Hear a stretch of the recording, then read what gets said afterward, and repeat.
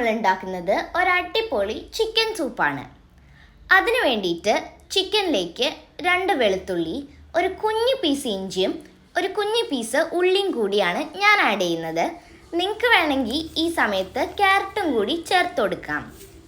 ഇനി ഇതിലേക്ക് കുറച്ചധികം പെപ്പർ പൗഡറും കുറച്ച് ഉപ്പും കൂടി ചേർത്ത് കൊടുക്കാം.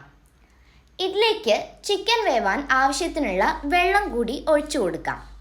ഇനി ഇതൊന്ന് വേവിച്ചെടുക്കാം.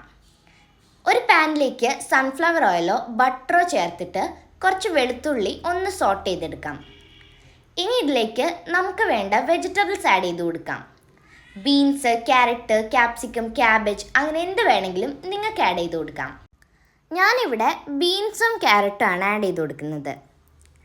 ഫ്രിഡ്ജിൽ ഒരു കുഞ്ഞി പീസ് ക്യാപ്സിക്കം ഉണ്ടായിരുന്നു, അതും കൂടി ഞാൻ ഇതിലേക്ക് ആഡ് ചെയ്ത് കൊടുക്കുന്നുണ്ട്. ഇനി ഈ വെജിറ്റബിൾസൊക്കെ നന്നായിട്ടൊന്ന് സോട്ട് ചെയ്തെടുക്കാം.